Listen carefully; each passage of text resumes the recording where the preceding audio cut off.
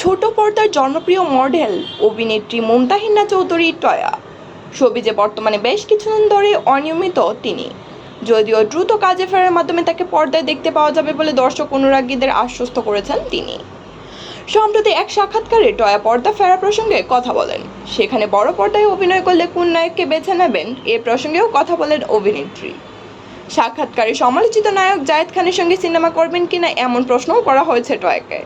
জবাবে অভিনেত্রী বলেন, সবাই ওনার ফানি পার্টটাই দেখছে, কিন্তু এই ফানি মানুষটা দিয়ে এমন কিছু বের করানো সম্ভব যা এখন কেউ আবিষ্কার করতে পারেনি।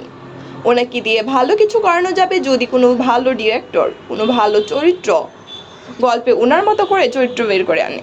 তার অভিজ্ঞতা আছে, অনেক সিনেমায় কাজ করেছেন, কাজে ওনার সাথে মিল রেখে এমন একটি গল্প হলে বা গল্প হলো ভালো হলে ভালো কোনো চরিত্রে তার সঙ্গে কেন কাজ করব না। প্রসঙ্গত বিভিন্ন কারণে সমালোচিত জায়েদ খান কারণ হিসেবে ধরা হয় টলিউডের কেরিয়ারের শুরু সেভাবে ব্যবসাসফল সিনেমা উপহার দিতে পারেননি তিনি। এছাড়াও তার অভিনয় দক্ষতা, সংলাপ উপস্থাপন, শারীরিক ভাষা, নাচ কম বেশি অনেক বিষয় নিয়ে প্রশ্ন উঠেছে, সৃষ্টি হয়েছে সমালোচনা।